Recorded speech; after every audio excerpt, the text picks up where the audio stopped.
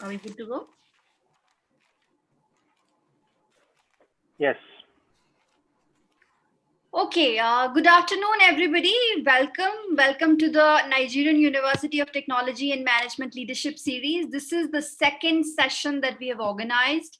We'll be starting in exactly 5 minutes. We just want everybody to give a chance to log in. If you're already here, thank you for being on time. Sorry, we were just running some technical hygiene checks, and that's why we are a couple of minutes late.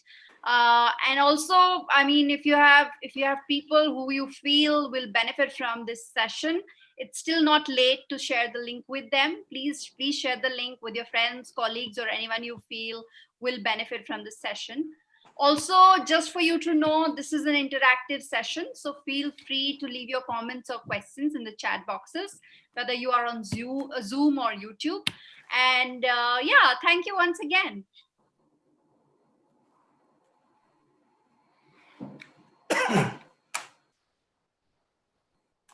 Okay, we have 64 participants as of now. We'll wait for 4 minutes and start at 3:10.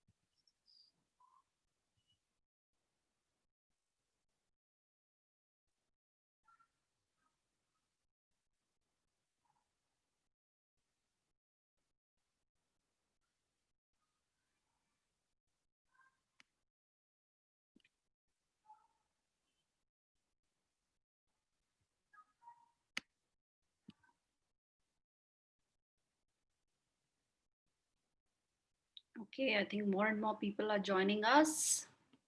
We'll wait for another minute.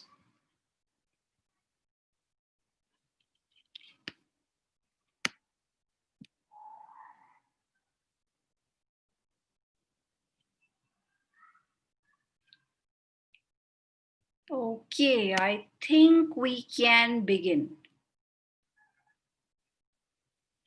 For those of you who have just joined us, good afternoon again and welcome to the Nigerian University of Technology and Management Leadership Series. This is the second of the series that we are running for you today.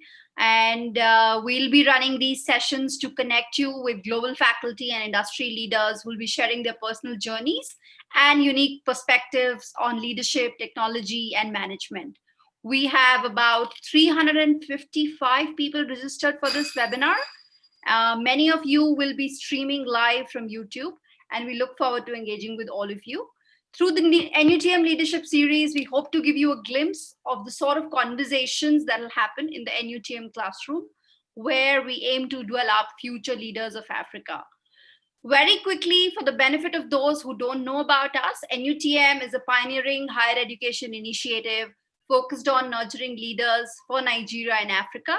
The university focuses on STEM and management in its academic offerings at the undergraduate, postgraduate, and the doctoral levels. We are right now, the work is going on for the full university, but we are launching this year with the flagship initiative, which is called NUTM Scholars Program.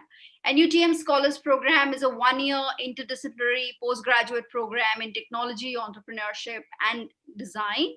Through the initiative, we hope to nurture leaders in technology and business for the growing needs of Africa and for the transformative leadership education that the country and the region needs today. So as far as the program is concerned, we are currently on the lookout for 60 exceptional young individuals from Nigeria and other parts of the African world to join the founding class. Our third application has passed, but we have extended the deadline, and the final deadline is July 15th. So, in case you haven't still applied for the program, feel free to apply. We have received an overwhelming response. We are taking our time to process those applications, but it's been a wonderful journey reading your applications, talking to candidates, knowing them more, and delving deeper into the passion they have to create impact within the country and within the region. Okay, that's about the program. I think this is becoming a one-sided conversation, so I'll not take much of your time before I introduce our speaker for today. Today we are speaking with Dr. Winston Wole Shoboyejo. He serves as the provost at the WPI US. And he's also one of the first visiting faculty at NSP. Before this, he was a professor at the Princeton University for about 17 years. He holds a PhD from Cambridge University. Yeah, I think that's about him. I think we'll just introduce you to him now, Dr. Shoboyejo. Yes, here he is. Good afternoon. How are you? I'm fine. How are you? I'm good. Very well. It's a pleasure to have you with us today, and thank you very much for agreeing to do this for us and for our viewers. We all are very curious to know more about you, and the topics definitely sounds very interesting: science, technology, and African development. But yeah, before we move to the topic, how are you? Where are you working from right now? And how has the whole pandemic affected your work? I'm fine, thank you. I'm actually working from home in a place called Northborough, Massachusetts, which is on the outskirts of Worcester, outskirts of Boston. The pandemic has kept us all at home, which has been good. So I've had a lot of time to spend with my family. But I've also been able to communicate with the world from my computer. So it's been a great experience. Right. It's the way we are talking about science, technology, and development. This is also, it's just like you and I can talk to each other from different parts of the world, right? And the audience is in a different part of the world. So it's just like we're today in such an over-connected world, right? No, it's a great way to communicate. And in fact, I can work with my group members in Nigeria and various parts of Africa. I can communicate with you in India and interact with my colleagues, all across the world. Right. So, Professor Shoboyejo, before we delve into the topic, etc., why don't you tell us a little bit about your journey? Your roots in Nigeria, your education and experiences, and what are you doing today? Sure, thank you. So I was actually raised in Lagos. My father was a professor at the University of Lagos in mechanical engineering. So I grew up in Lagos in the 60s and 70s and left Nigeria when I was a boy at the age of 13 to go to school in England. I went to a high school in England, did my degrees at London and Cambridge University. with the hope of one day going back to Nigeria. At the time when I applied from Cambridge, my application was actually not supported. So I ended up coming to America in 1988, first to work in industry for McDonnell Douglas, where I worked for 4 years as a research scientist. And then I went into academia, which was my first love, really. First as a professor at Ohio State University, then at Princeton, where I spent 17 years as a professor. And during this period, I helped to establish the African University of Science and Technology in Abuja, as well as the Nelson Mandela AIST, African Institute of Science and Technology in Arusha. So I've been back and forth. I'm currently serving as provost at WPI, which is person in charge of the academic activities there. And I'm also supervising and teaching students in various places across Africa. Right, right. That sounds wonderful. Like quite a journey through, hopping from Nigeria to England to the US and then back and forth with Nigeria. It's been an exciting journey. And sometimes I really feel that I was grounded in Nigeria, and that gave me the foundation for life. Right, right. Maybe through NUTM we can do that. So yes, tell us more about your involvement with NUTM.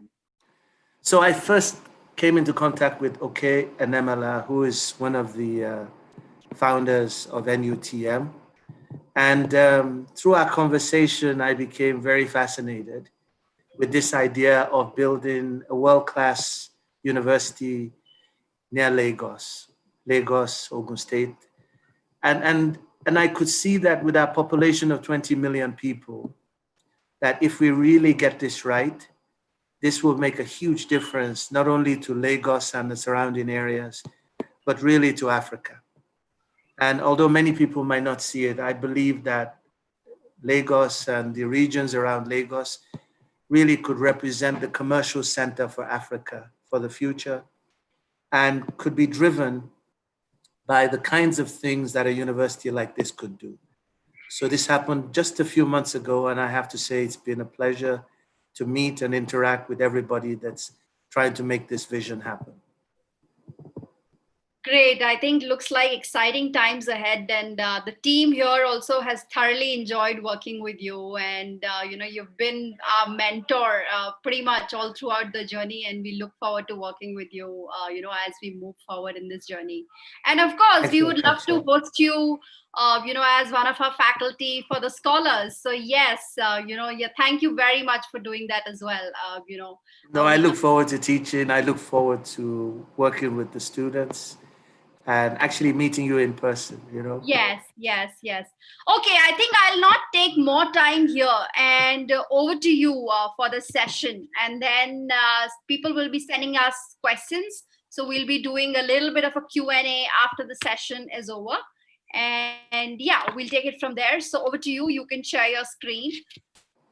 And all right. Could you enable me to share my screen, please? Yes. Ragini, who's our moderator for today. Ragini, could you please do that? Could you enable, Dr. Shobha to share his screen? Okay. Yes, you should be able to do it now. Okay. Here we go. Let's see if we got this right.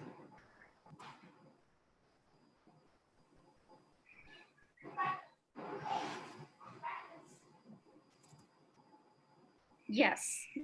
Hold on.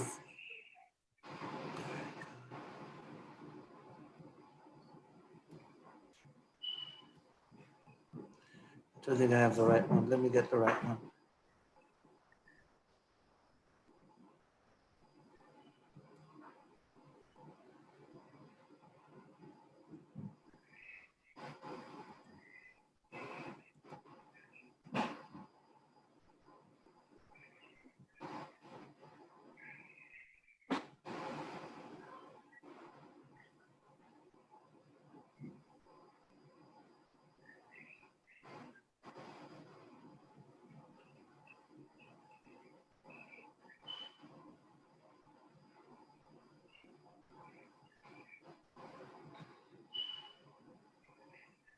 Great.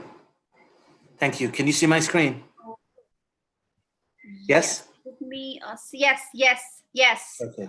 Yeah. Thank you. So it's a pleasure for me to have this opportunity to share a few thoughts on science and technology for African development. I'm going to really start by giving a historical perspective. And so for most of us that have grown up in Nigeria and various parts of Africa, often we think about development as being driven by economics. But it turns out that history has shown us that science and technology really provides the engines of development.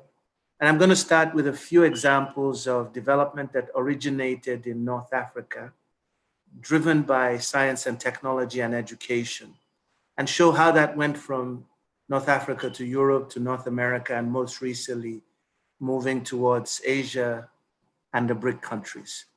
Now, it turns out that the key variable in all of this is the number of scientists and engineers per million people. Roughly, you need 1,000 scientists and engineers per million people to drive this process if you're going to have a critical mass. You also need to invest roughly 1 to 4% of your gross domestic product in science, technology, and innovation. So the countries that do these two things develop. The countries that don't do these two things do not develop. And that's my premise, and it's driven by data. Now, if you look at history, a lot of what we think about as early civilization actually started in Africa. Most of us are familiar, of course, with the prowess of the Egyptians that led to the pyramids. Some of us might also be familiar with the role of the Ethiopians, the Abyssinians, in the obelisks in ancient Abyssinia. All of these showed mastery of technologies at the time that led to great success. Now, many of you will not know this, but Carthage in Phoenicia was also in Africa. It's in modern day North Africa. And if you look at the early universities, the earliest university in the world was actually started in Fez, Morocco, by a Muslim woman in 859, almost 200 years before Oxford University was created. So we had many centers, and we had early civilization and investment in scholarship. Now, what's interesting is if you look at the old Phoenician Empire, the capital of the old Phoenician Empire, was Carthage, which is in modern day Tunisia. And if you look at the civilization to your left, and you look at the design of Carthage, you find that it mimics the design of modern Rome. And so much of the technology, much of the history that drove what later happened in Rome came from Phoenicia. And this map showing the left side Africa and the right side Rome just gives you an idea of just how much was taken from North Africa. So there is a history of an era when old Carthage had all the technology that it needed well above at a time when the West actually copied from this in ways that are quite clear. Now, if you look at more modern examples, and you look at the example of Singapore, you see this tiny little island on the tip of Malaysia getting its independence in the early 60s, about the same time that most of our African countries got their independence. The difference, though, was that Quan Yu, who was the first leader of Singapore, had an idea that combined entrepreneurship and science and technology in a way that was very strategic. He recognized that his deep sea harbor was the gateway to the east, and so he built a very deep sea port that made it crucial in the transportation of fuel to China. And this strategic decision made Singapore rich. He then invested that money in silicon technology and hard drive technology as a basis for creating an industrialized Singapore. And through these strategies, Quan Yu went from a country that looked like this, which was not very developed in the early 60s, to a country that looks like this today, which is one of the leading economic powers, not only in the Far East, but in the world. And driving a lot of this was the National University of Singapore, which was their key university to really achieve excellence, as well as Nanyang University of Technology, which was a key university to train people for industry. By the way, this was achieved in one generation. And today, Singapore is one of the richest countries per capita in the world. If you look at the case of India, here's a case where the vision of one man, Nehru, who was the first leader of India, had this vision that investment in high quality science and technology could really create the basis, long-term basis for India's wealth. And so he supported the establishment of the Indian Institute of Science in Bangalore and the Indian Institutes of Technology, which trained the very highest quality scientists and technologists that have transformed India in the last 50 years. What's interesting about this is that Nehru's vision came at a time when India was relatively poor, but they realized that the capacity of Indians through a merit-based process could enable the education of a new generation of Indians that would transform India. And today, 50 years or 60 years from that date, it's really clear that the IIT graduates have not only transformed India, but they've actually transformed the world. Here you're showing the picture of the Indian Institute of Science at the top right, and also the distribution of IITs that now exist all over India. And the graduates of these, including the CEO of Microsoft and many distinguished Indians, have really made a huge impact on the world. So if you look at their impact on Bangalore, which looked like this when this all started, you see that the education and the vitality that the IIS brought to Bangalore has transformed Bangalore into this.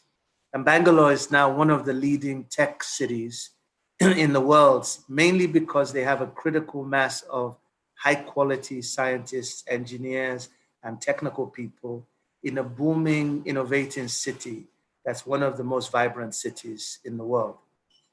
Now, so if you look then at the case of India, Nehru recognized the need to invest in high quality science and technology. He supported the Indian Institutes of Technology and Indian Institute of Science. And more recently, there are new schools such as the Indian School of Business in Hyderabad that are building on the foundation of STEM and blending science and technology with business. There are also schools that are bringing in the liberal arts, training more complete people to really engage the world with an understanding of the world. And Ashoka University is a good example of this. And so what's now happening is that the transformational impact of these schools are driving India into the 21st century. So if you look then at the East, you can see that there are clear lessons of what we can learn, and also from the West. The key is to recognize and invest in high quality science and technology education, but you also have to recognize new and emerging trends when they happen. And so in the case of many of the countries in the East, they recognize the importance of silicon technology for the digital age, for microelectronics. This was the case of Singapore and many other countries in the East. And in the case of India, she also recognized the importance of information technology, in which India, of course, now plays a major role. And if you look at these examples, in my opinion, they really borrowed from some of the strategies that the US took to take the lead in industry from Europe as the leader in science and technology. So the real question then is, what is that opportunity for Africa? What's that silicon opportunity, or what's that pharmaceutical opportunity for us in ways that will enable Africa to also play a major role in using science and technology for development? So it's difficult to predict the long-term future, but I can tell you that many of the factors that would drive the short-term future are already here. And many of those will rely on biotechnology, from biodiversity, from natural products to synthetic biology, and to new pandemic sciences that will create new solutions that will enable the world to overcome the challenges we face today. They also involve the use of nanotechnology, from energy to water purification, in ways that will enable us to develop the kind of solutions to our energy needs, our water purification needs, and many of our needs across society. And then we have the opportunity in the era of the fourth industrial revolution to use information technology to transform human capacity, to develop expertise in artificial intelligence, machine learning, robotics, and the Internet of Things in ways that will create within Africa the human capacity to use these 21st century technologies to solve some of our problems and become part of the global system. So if you look at all of these, they sound grand, but of course we recognize that the needs of Africa are more basic. And so the frontiers alone are not the simple answer. People in Africa need food, shelter, energy, health, transportation, and basic infrastructure. We also need to be able to add value to our natural resources, which means we need to think creatively to find solutions to our problems. We need to engage the young. We need to engage all spectrum of society in research, education, entrepreneurship, and the recognition of these emerging opportunities and how to transform them into real goals. So what we need to do then is to do research, but not as individuals, but as groups. So just to illustrate this, I want to just give you examples of some of the research that's gone on in my own research group, where we basically decided to address these challenges. So we've developed nanotechnology to detect and treat cancer. We've developed new ways of purifying water that can enable you to remove viruses, bacteria, and various chemical pathogens from water. We've developed new solar cells, and we've developed new ways of developing sustainable building materials. Now, what's special about this is that this has been done in collaboration with Africans. And through these methods, we've actually made significant contributions to global science, not as individuals, but as groups. And I want to describe to you the work that's been done by my extended research group and collaborators in ways that have connected to real solutions to our challenges. So if you look at the next thing, I also want to show you that as you think about this, it's important to think about how you transform our natural resources into wealth. So to the top left there, you see an artisanal miner who works very hard to obtain very meager living because the scale of the mining is not appropriate and the technologies used and the business approach is also not one that is scalable.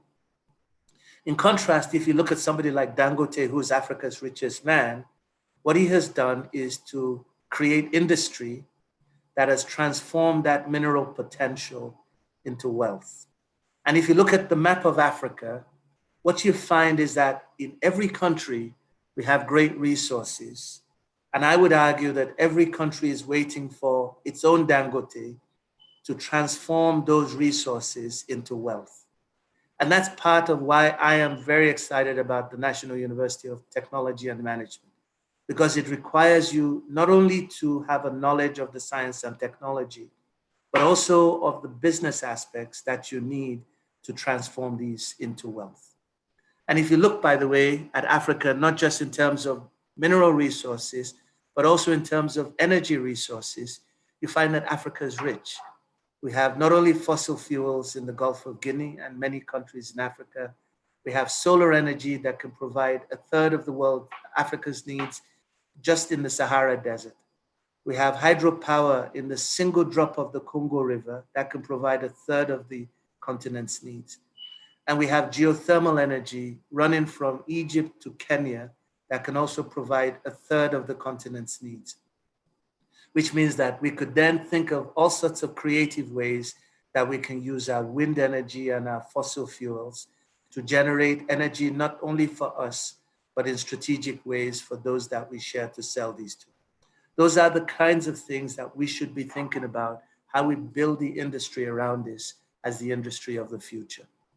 And then if we look at our natural materials, many of you will look at a material like bamboo and you say, well, it grows everywhere, it's a nuisance. It turns out it's actually a very remarkable material that has excellent strength to weight ratio and stiffness to weight ratio that makes it a potential advanced material for many applications. And in my group, we've developed bamboo racing bikes that are commercialized in America in a way that now sells each bike for between $2,000 and $8,000 a bike, ridden by high-performance bicycle enthusiasts. We've developed bamboo wind turbines and people movers as examples of ways in which you can apply what we think of as a simple natural material in exotic ways. And by understanding the strength and the properties of the bamboo, it turns out that you can understand these sufficiently well to now start thinking of bamboo in more complex structures, or to start embedding it in structures that really enclose all sorts of materials that you can use for radar and for all sorts of applications in sensing in the real Wakanda. And then in China, they've actually started building skyscrapers from bamboo. And they have one, this is the Krosky building in Shanghai, which is currently the tallest bamboo structure in the world, driven by that understanding of the mechanical properties of bamboo. And to your right is the next building that they want to build, which is another tall structure in Shanghai, which will then become the tallest bamboo structure in the world. So the question that I ask you and your generation is, why not Africa? Why not begin to envisage this and build the technical skills in a way that will enable us to achieve such great feats with the materials that we have in abundance in our own environment? Now, in the case of cancer, many of you may not know this, but cancer is currently the second biggest killer of people in Africa. And it is also the second biggest killer of people in the world. By the year 2030, cancer will become the biggest killer of people in the world. And most forms of cancer have genetic markers that express themselves on the surfaces that you can target. And so we've been looking at ways in which we can target the cancers that exist in Africans. And so when African women get breast cancer, they have certain receptors that they express that we can target with nanotechnology. That nanotechnology then enables you to image the cancer early or to treat it in a way that allows you to shrink or possibly eliminate the tumor. So by doing studies on women in Africa and at the National Hospital in Abuja, we've been able to identify those receptors and target them very specifically with nanoparticles that enable us to image the tumors, as well as drugs that enable us to target those tumors very specifically. So if you look at the image to your left, these are MRI images taken from animal experiments. To the bottom left is a breast tumor, 1 centimeter wide. And you notice that it doesn't have much contrast. When we inject magnetic nanoparticles into that region, the image to your top left shows the enrichment in contrast. With images like this, we show that you can get less than a millimeter resolution in imaging, which allows you then the opportunity to detect the cancer early. So with methods like this, we're now working to build this out with AI techniques for the interpretation to really develop strategies for translating this into practice. If you look at the other thing that we've done is to take cancer drugs and conjugate them with molecular recognition units that specifically attach to breast cancers that are found in African women. And if you look at the curve in the yellow, in the absence of the drug, the tumor will grow. If you look at the blue curves or the green curve, you will see that in the presence of the targeted drug, you shrink the tumor to 0, which basically means you can eliminate the tumor by designing a targeted drug. And so this again is work done by African scientists and technologies working in collaboration with folks in my group. And what we are now doing is working with private investors as well as doctors to do clinical trials with the hope of showing that this is an example of work that African scientists and engineers and business people can do to bring something not only to an African market, but also to a global market. And we can do similar things with imaging of cervical cancer. And essentially what we're doing there is we're working with taking digital telephone images of cervical lesions. And by doing image treatment of those using 500 clinical studies that were done by one of my students from India, what we are able to show is we can digitize this in a way that can be connected through telemedicine to diagnostics. Again, simple ideas driven by research, creating innovation that can transform lives. The problem of cervical cancer, by the way, is a major problem in African environments where African women suffer from poor diagnosis. Many of the hospitals try to have expensive colposcopy systems that they can't afford. But what we're trying to do is to develop a cell phone-based method that everybody can afford. And as you do this, you have to think about networks. So we've been working with the Nelson Mandela institutions to really develop a network of universities trying to do research across Africa, addressing African needs in different ways, and essentially building out that platform to a place where we've done research that is in Africa, that is in Abuja. Now, we've also been looking forward to this new era of the fourth industrial revolution as an opportunity for Africa to transform itself.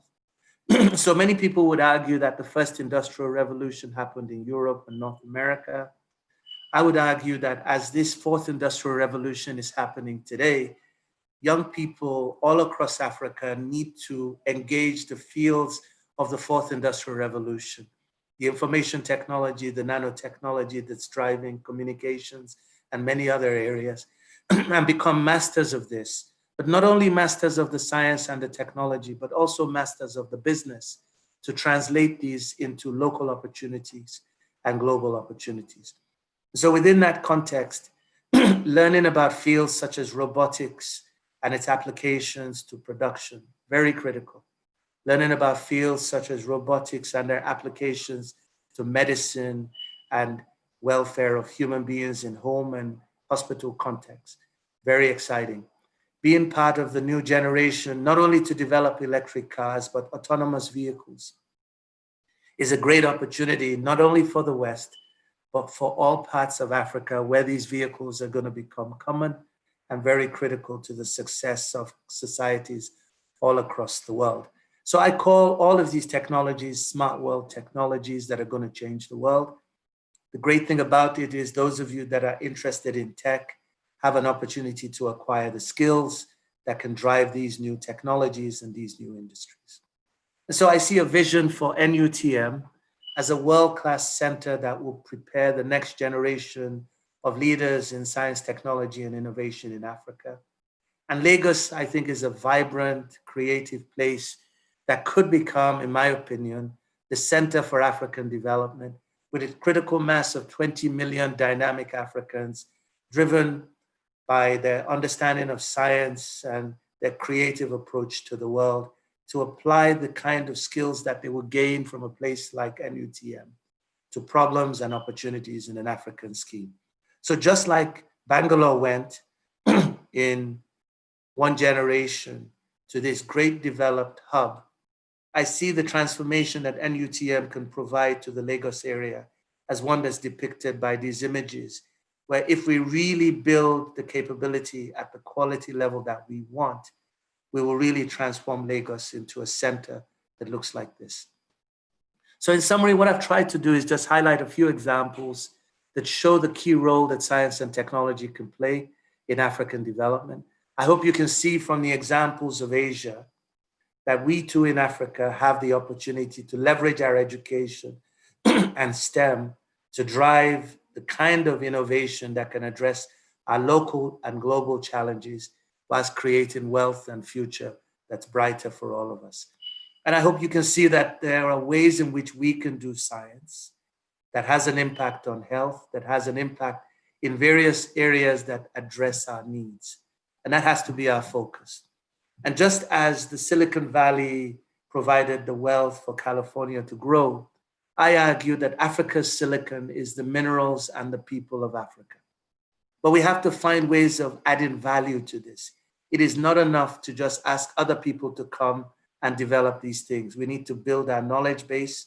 We need to manage every aspect of this, including the creation of wealth that comes in ways that drive the creation of a middle class and also a working class that all benefit from these resources.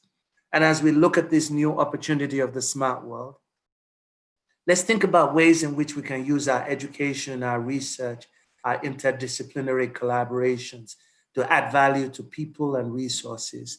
And inspired by the Asian tigers before us, let's really think clearly about how we can create a new generation of African lions with the National University of Technology and Management as one of the major engines of development. Thank you very much. So at this point, I would be happy to answer any of your questions. Thank you.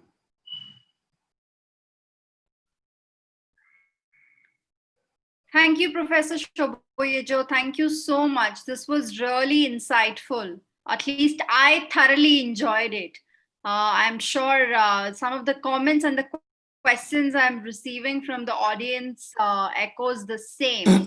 So I am just, in the interest of time, going to take a couple of questions. And yes, so the first question we have is from Samuel. He's asking, what are the technicalities that could be employed in practicalizing growth in technological advancements, especially as it applies to business? Quite a complicated question, I must say. I think, first of all, we need to develop a culture in which business recognizes innovation and how to invest in innovation.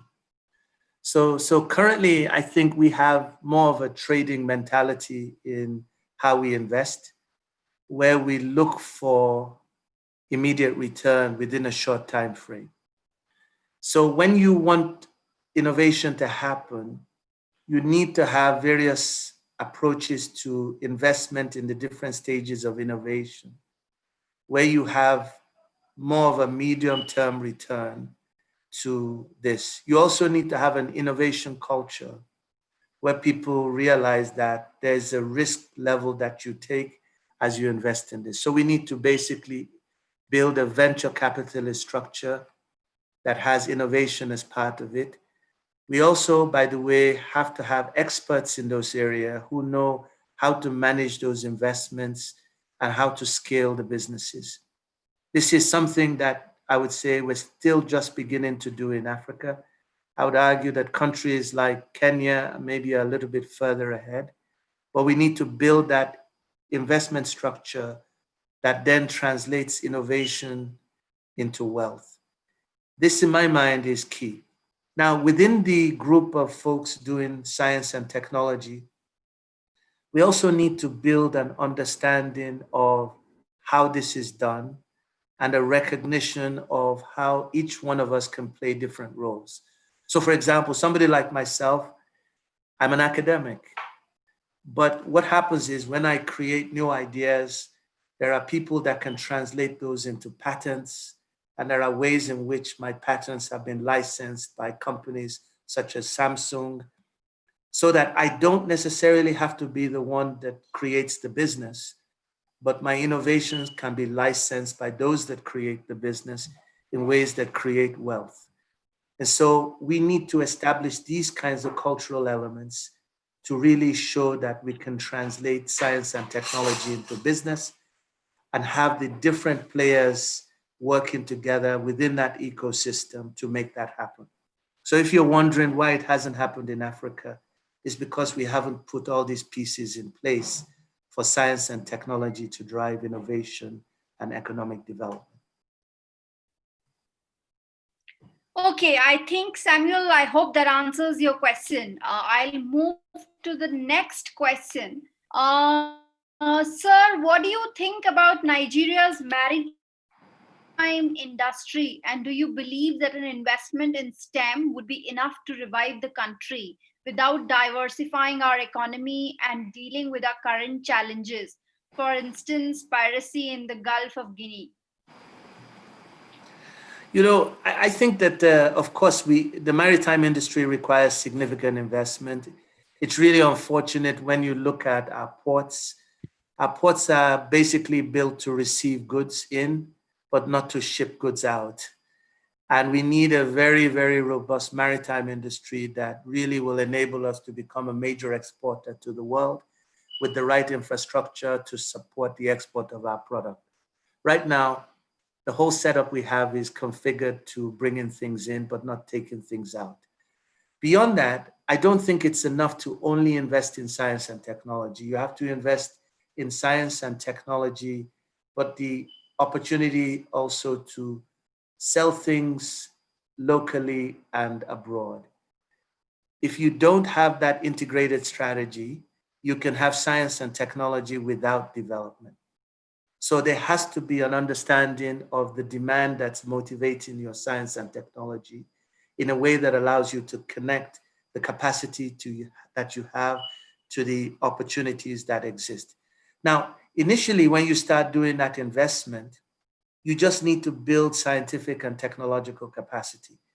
The reason is that without that, you don't have the critical mass that's required to attract industry and that's required to really solve problems. But as you do that, you do need to build the business component, blended in ways that will connect that science and technology capacity to markets that generate wealth, which is really why I think this concept of the National University of Technology and Management is trying to do.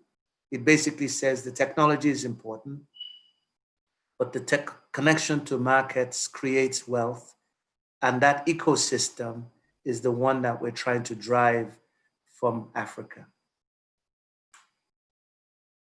Thank you. Thank you, Wale. Thank you so much for this. I have a couple of more questions pouring in. So the next question we have is, in some of the cases of development you cited, the leader of the country played the critical role to envision and facilitate the development. What is the probability of success when the visioning stems from universities such as Nigerian University of Technology and Management? You know, one of the things that I find very encouraging today is that I can tell you of a few African leaders that have driven investments in STEM. Today, no question about it, the most notable leader that's driving his economy with STEM is Paul Kagame. So if you look at Rwanda today, the development that Rwanda is enjoying is really driven by Paul Kagame, who sees the importance of investing in science and technology. I must also acknowledge the role that President Obasanjo played when he was president of Nigeria in investing in science and technology and really making the African University of Science and Technology happen. The same is true in Tanzania. There, they're spending really closer to 2% of GDP. And there again, their former president played a major role in establishing investments in science and technology. But we need to now blend these investments as we begin to build a critical mass with investments in innovation and the connection to markets, and also strategic efforts to attract certain kinds of industries into our own environment. So leadership is important, but also creativity is most important. And this is where I see a great opportunity for Africa. I think we have a lot of creative people. And if we look at a country like Italy, one of the things that I always like to say is Italy has some of the most creative people, but not necessarily the government that facilitates the kinds of innovations that you might imagine coming out of Italy. And so looking at how we can create opportunities for creativity to flourish through an investment climate, and also making sure that we build in the minds of every young African the idea that your dreams can happen in an environment that invests in those dreams. So I think leadership, of course, is helpful, but I also think we need to look for private enterprise-driven methods to create an environment where African young and old and middle-aged can have great ideas in ways that can translate into success in local and global markets. So it's not just government, it's not just leadership, it is also driven by the creativity and education of people, especially when you have a critical mass of them. Right. I think very well said. Okay, the next question we have is, energy is perceived as a major driving force for development. I feel Africa is far behind the energy requirement for development, and most of the research we are doing to address this challenge is focused on solar energy. Do you really think this is sufficient to address this need?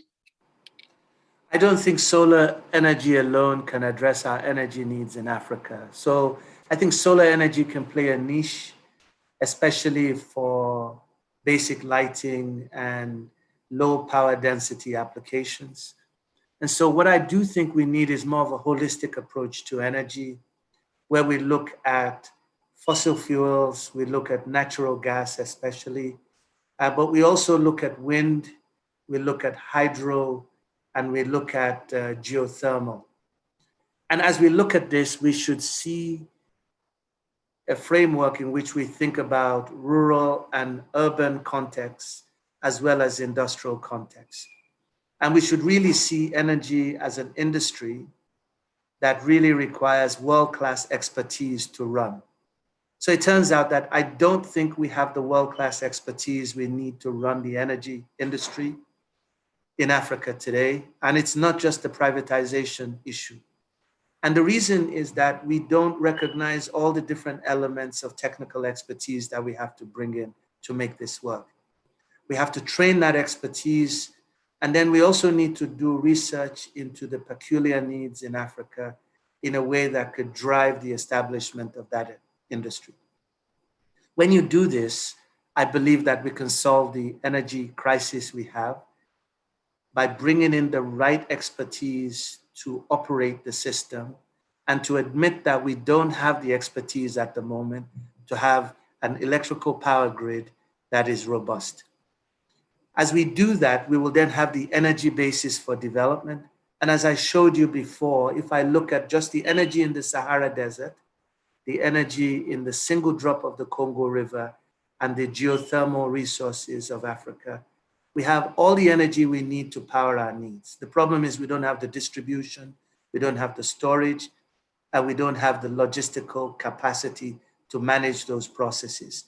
So we have to train that next generation of people that can do so.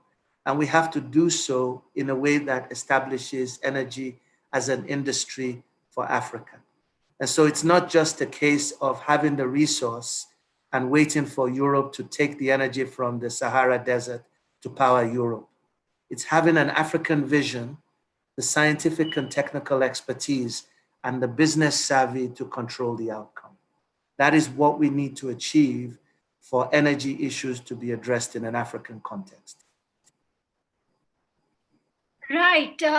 Thank you. Thank you so much, Professor Shoboyejo. I think I will just take one last question. And I have the question with me here. Considering that our African universities major on theory without the requisite tools for implementation, how could the private sector help the cause of technological practice as an aid to the insufficiency of the government efforts? This is a really good question. So one of the questions that people often ask me is, why did I leave Princeton University to go to WPI? And the answer is simple. WPI is a place that focuses on theory and practice. So quite frankly, one of the things we need to change in our educational system is this approach of theory and theory. Theory and theory maybe helps produce more theory, but it doesn't solve problems. And many of the challenges we have in Africa require you to have an approach of theory and practice. But I would argue that you also need one more. It's really theory and practice to meet needs that are truly demand-driven. And quite frankly, I really think that as African universities think about how they can reposition themselves for the future, they need to bring on board this idea of theory and practice to solve problems or meet global demand. And quite honestly, this is what NUTM brings together. It's this idea of science and technology blended with management to meet global demands. And that, in my opinion, is the unique opportunity for Africa.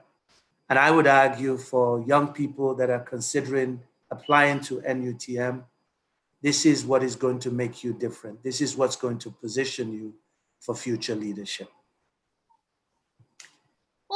Okay, yeah, I think I very much like the question as well, and kind of addresses the need for NUTM and many institutions like that, and why all of us have come together to do this.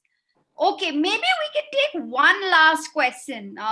Sorry, I'm just very sad to not answer people's questions. So maybe one last question. That's fine. Okay, so Vasiu, sorry. That's fine. Thank you, Professor Shoboyejo. So this question is from Vasiu. The person asks, we had technology incubation centers previously that did not work out as anticipated. What do you recommend we make provision for? And how do you prevent another TIC disaster? I think that having isolated incubation centers without the investment capabilities to transform the innovations, or without an ecosystem in which they operate, is like having an individual in a desert with no water. You have to create all the things that sustain these, and you also need to nurture the sources of innovation so you're rich with innovative ideas. So we live, in the case of Nigeria, in a country that has limited investment in research and innovation and a limited ecosystem. And so as we think about establishing what is now the NUTM, we need to think about an ecosystem in which, as we train people, there will be technology parks and research parks that are connected not only within Nigeria, but to global demand. And we also need to make sure that we nurture these in a way that was different from what we had before. It is not enough to just build an innovation park. You have to connect this to the ecosystem. You have to bring investors in. You have to train people in how they make pitches. There's so much that we have to do, which we didn't do before, that will enable us, I think, to make this really a very different outcome.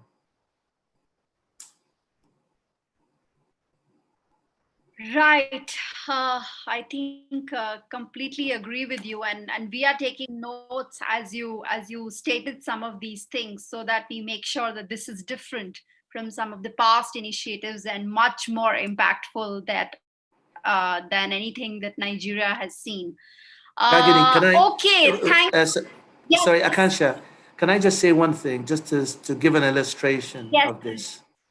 So if you could imagine, I don't know, 60, 70 years ago, around Stanford University, there wasn't much. But the Dean of Engineering at the time invested in some young people who had some ideas. And it turns out those were Hewlett and Packard, right? And so they started a small company. And gradually, there was nurturing of that company, which became one of the biggest companies. And other small companies started around them and started an ecosystem. Around those people were a bunch of investors who started investing in tech and realizing that this was profitable. And they nurtured this culture, and gradually this grew into Silicon Valley. So let's use that as a motivation for how we can think of NUTM. NUTM can become a hub around which small companies start doing things in tech. They may supply maybe the telecoms industry.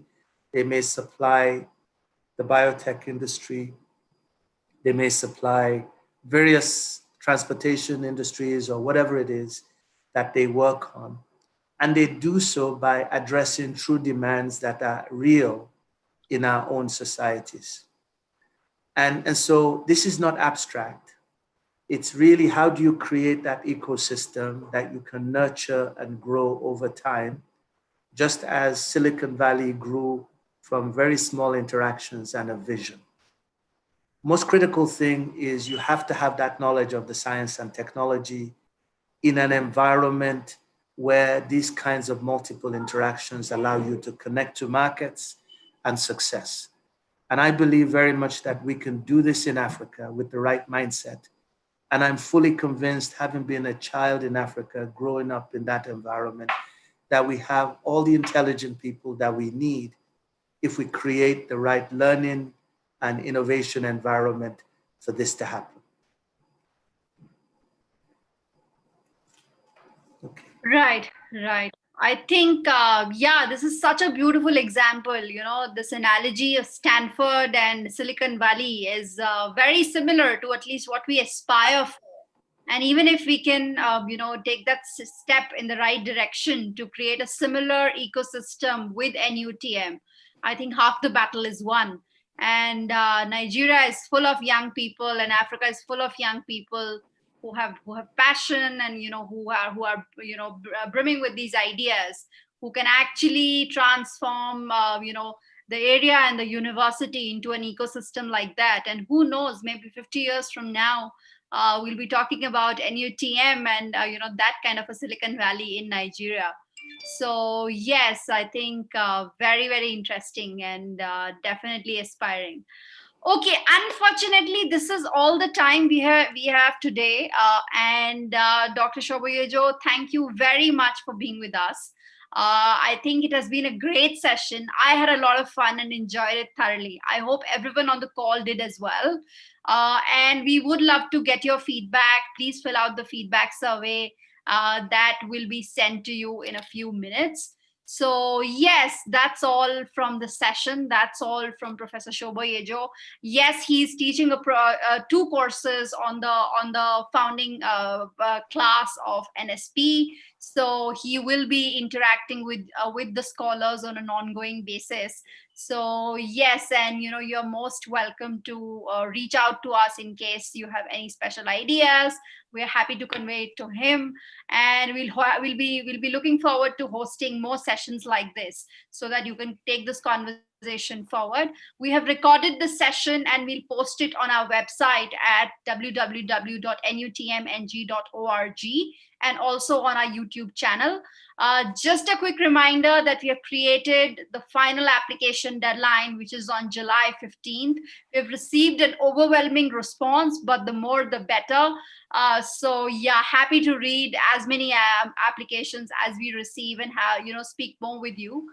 We have several other webinars planned in the coming weeks. So stay plugged in by following us across our social media handles: Instagram @NUTMNG, LinkedIn and Facebook, the Nigerian University of Technology and Management.